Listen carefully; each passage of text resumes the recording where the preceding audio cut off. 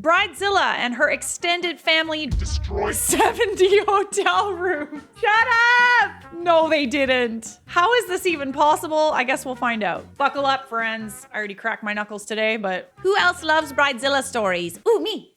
Because boy, do I have one. Buckle up because it's a long one. It includes drunken adults and minors, shoplifting, the end of at least 2 relationships, a very long visit from your friendly neighborhood police officers, a few evictions, and a ton of overtime for my employees. It's like we were the host of a live version of the Jerry Springer show last night. Needless to say, there's gonna be an employee appreciation party very soon, since none of them walked out on me with all the crazy stuff that happened. Yeah, because they wanted a front row seat. I'm a front of house manager at a hotel that has 132 rooms, and the wedding party that stayed with us last night had rented out 70 of them. But that's not all. We also had not 1 but 2 school sports teams in-house, renting a combined total of 30 rooms. Needless to say, our hotel was very well bursting at the seams. Especially since each group wanted to be as far away from the other as possible, we had to pack regular travelers between them all. Party hardy, am I right? Hindsight is 2020, and we should have realized we were in front of a shitstorm 2 days ago. Bridezilla, her groom King Kong. How have I never heard that before? That is perfect. And the wedding party of monsters all checked in then. The men checked into one of the largest suites for a bachelor party, while the women checked into another for their bachelorette. We fully expected the men to cause a riot because they were hauling in beer literally by the keg. In reality, Bridezilla and her Bridezilla maids were the ones that went on the rampage. Not only did they tally up a total of 3 noise complaints, the 4th one gets you evicted, and over $100 worth of pantry charges, but they actually paid a group of kids $20 each to run up and down the hallways. I can only suspect it was because they meant to use the kids as a distraction from their own roughhousing. Ooh, that's dirty. You're playing dirty now. I'm a dirty, dirty girl. The employee on duty last night said a guest came down to report that they thought the room was being used to film a Girls Gone Wild video. But the sun eventually set, and I came in to work my morning shift the next day. I stupidly didn't see all the red flags sailing right in front of my face. Less than 15 minutes into my shift, Bridezilla's maid of honor comes down. She sees that I'm standing behind the desk and wearing a name tag, so she rightfully treats me like I'm not a human being.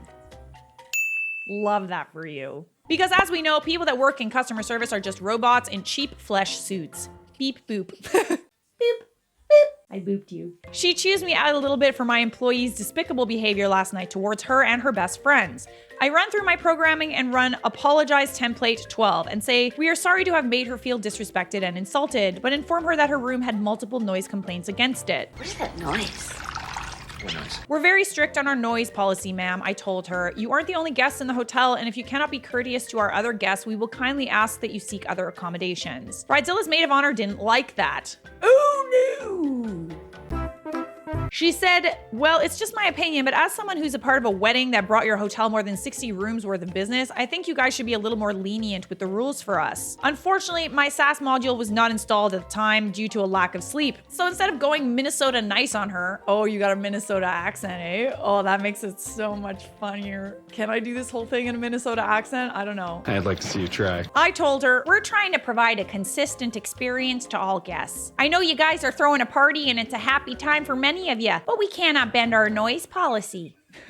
Minnesota accents are so cute. Y'all are just Canadian. Let's just agree on that. After that exchange, she has a list of people arriving today that she wants me to assign to specific rooms because I have to make sure certain people aren't rooming too close together. Okay. Some of them have cheated on the other ones, but they promise to behave themselves if they don't have to look at each other. Oh my. Now, I may be just a simple robot that cannot consume liquid beverages. But in my opinion, I don't believe X's and alcohol mix well. You are correct. Maid of honor asked for housekeeping to come up ASAP to clean their trashed room because they're going to use it as a prep room for the wedding. The housekeeping executive doesn't even show up for another hour, and I refuse to leave the desk to spend time cleaning their room. I told her she'd have to wait a bit before someone came in, to which she again offered her opinion and said, I really think a hotel this big should have someone always on duty for stuff like this. Would you like to put it in the suggestion box, ma'am? By now, it's 9 a.m., basically dawn of the second day, and would you believe it, people for the wedding are already showing up to check in. It's wonderful that all these people are so punctual that they're 6 hours early, just so they aren't late. Hi.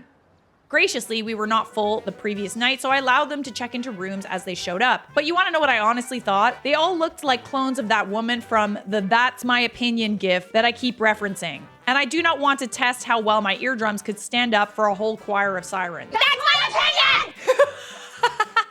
I get it now. I get the reference. I understood that reference. The small highlight to the busy morning is that there was a professional that came in and did all the hair for all the kids involved in the wedding party. She did up flowers in all the girls' hair. They all looked adorable running through the breakfast area. I hope Bridezilla doesn't influence those kids' behavior too much. The rest of the morning passes by in a flash. I'd done at least 40 of the 75 arrivals we had for the day. The PM shift arrives and I catch her up to speed and offer to stay late with her. I expected it to be just as crazy until the wedding starts at 5. She declines and says she'll be fine. A response which she tells me she regretted in a text message later that night. I was not in control of that situation at all. At 5 o'clock, she had a line of people out the door. All of them are a part of the wedding group and screaming at her because they're now late for the wedding. More than 5 women were demanding that she give them keys so they could change in the rooms without having them bother with trivial things like payment or signatures. She was a trooper and stood her ground, asking all of them to wait their turn to check in. My houseman on duty even offered to help her if she signed into the second computer for him. But that small ray of hope was quickly squashed. A mother on the 3rd floor called us to inform us that her son had swallowed a large quantity of pool water. Yeah, that's not funny. The pool water upset his stomach, and he ended up vomiting all over the elevator and the 3rd floor. The very same floor that the wedding party was pre-assigned and checking into. So he had to go deal with that. Once that rush was over, all was quiet for a few peaceful hours. Then it was time for the shuttle to pick them up. Weddings usually all follow the same pattern. They ask for the shuttle service from 8 p.m. till 1 a.m. Happy to pay our outlandish fee for private use of the shuttle. Then no one bothers to use it until 11 p.m., at which point the alcohol makes them view the shuttle as a clown car, and they all believe they've joined the circus. May I say, OP, that this is written very, very well. I'm thoroughly enjoying your writing. Tonight followed the same pattern with only one exception. At 8:30, the driver had a single woman ride it back to the hotel, sobbing her eyes out. She told him that she saw her fiance making out with her cousin behind the reception hall and couldn't believe it. And the plot thickens. He tries to offer her comforting words on the way back, but I'm told this was an all-around awkward 15-minute ride. When she gets back to the hotel, she demanded of the desk that we take her card off her file and make her ex-fiance pay. Except we don't, because we need him to come down and slide his card. The chances of that happening were slim to none. So, as my shuttle driver was busy acting as the Ronald McDonald clown bus, stuffing close to triple the legal capacity into it, since not a single one of them bothered listening to him, I'm sure you all have one burning question on mind. What about the sports teams? Oh, I forgot about them. Had they caused any problems? Can you guess the answer? If you guessed yes, then you're right. One of the 2 teams had rented out a conference room to have a pizza party in. They were informed several times that they only had room from 5 p.m. until 9 p.m. And after the children stuffed themselves full of pizza, they ran to use the swimming pool. As I'm sure you're all aware, global law states that if you're at a hotel for your kid's sports event, you're legally allowed to get completely wasted. And I mean absolutely faced. At that point, the hotel staff is supposed to babysit your gremlin so you can party like you're 21 again. Isn't that swell? So our houseman is trying to get the kids to behave themselves and stay quiet in the pool while the front desk is threatening to evict the parents. Because now it's 10:30 and Party in the USA by Miley Cyrus is being blasted from the conference room and can be heard throughout every inch of the hotel. Our parents back in the conference room had been waving off the front desk threats until we finally get a lucky break. The night audit came in half an hour early because the weather was bad and she didn't want to be late.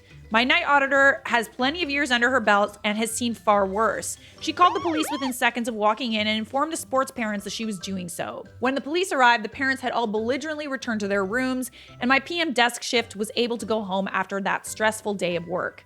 But that's when the real fun starts. Oh, Nelly! The officers got called away only a few minutes after arriving, but we know exactly where they went after that. They actually got called to the reception hall where the wedding was being held. Apparently, they needed to shut down the bar because the parents were buying drinks for the kids, who were 18 to 20.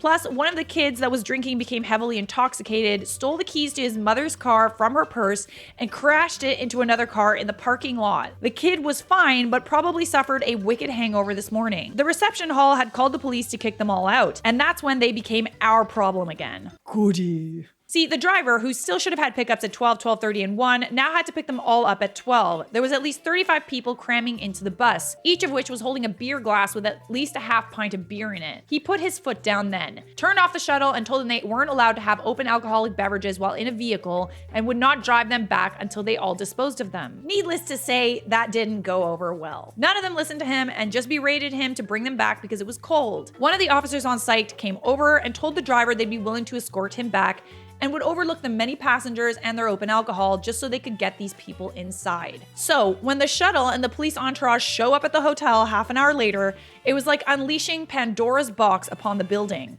4 officers even stayed around to help the night audit deal with all the drunk and disorderly because there were a lot of complaints. The first thing that happened was someone was complaining about a room on the first floor. Someone was attempting to do an amateur remake of 50 Shades of Grey and were not being subtle about it. Then there was screaming and yelling and the breaking of lamps. Remember that cousin that broke someone's relationship up earlier? Well, she apparently had a fiance of her own. Honestly, where does it end with you people? And while she was doing the nasty with another man, her drunken fiance walked in on them. It did not end well, and we had to evict all 3 of them. Meanwhile, on the 3rd floor, Girls Gone Wild had resumed in full force.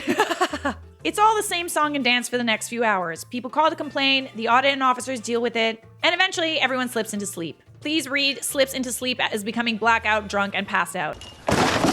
I assumed that. You didn't need to clarify. Apparently, the officers were having a slow night, and 2 of them stayed until the night audit was done since she didn't feel safe on her own. My houseman stayed until 3 a.m. to help the night audit with moral support and cleaning the hallways because they were trashed with a capital T. We didn't know what 310 was doing in her room at 4 in the morning, but 210 swears all the way to Sunday that they were practicing an Irish jig and falling. There was a lot of falling. But the crazy thing is when the audit got up to the room, the entire floor was silent. Toward the end of the evening, a man comes down to our pantry, takes an armful of random items and starts walking away. He's clearly drunk because the officers watched him bewilderingly, and the night audit calls out, asking the man if he would like to charge his items to his room. Said man must have actually been 3 deer in a trench coat because he sprinted off at that the second she asked. A police officer caught him, but he was so drunk that our night audit took pity and said we wouldn't press charges and asked to just escort him back to the room. And now today, I come in at 7 a.m. and caught up to speed. I'll tell you, seeing a cop standing at the front desk does not do my heart any good. If I have to come in and see a cop, I fully expect them to be there because someone got murdered. The morning was quiet, too quiet. And then I hear it. The drunken heavy stomps down the staircase. The screaming agony of a stomach demanding food above alcohol, and Bridezilla descends into the lobby with a hunger. The hunger has arrived! A hunger that can only be satiated by screaming at the front of house manager. So I take it, listening to her scream, and demand that everyone in her party be refunded. All 70 rooms. She can't believe that we had the audacity to call the cops on her friends and family. It's a wedding, she shouts over and over. We're supposed to have fun, not be treated like a bunch of dogs. Well, if the shoe fits. I really didn't want to deal with her bullshit, so I told her, ma'am, you must keep it down, or else I will have to call the cops back. Our employees were verbally threatened by some of your guests last night and did not feel safe. I wanted to say that if they didn't want to be treated like dogs, they shouldn't act like dogs then. Great minds. But that may have been a little too unprofessional, and I couldn't override my own programming. Well, I can say it for you, sweetheart. So the wedding party began to check out, but not before they trashed breakfast. There was food dropped, coffee spilled, and my 2 breakfast attendees swear it was done on purpose. When they were cleaning up some spilled coffee, a bridesmaid knocked over another cup of coffee and they all snickered at them. What is this, Mean Girls 2? And that is my tale of Bridezilla. I've already gotten 2 emails from our guest relations department saying that there have been complaints open up against us about employee behavior last night. But they're both from members of the wedding party. So all I have to do is submit a copy of the police report and I think we'll be good. I pray that all of you will never have to deal with Bridezillas of your own. And if you do, Godspeed and good luck. Subscribe!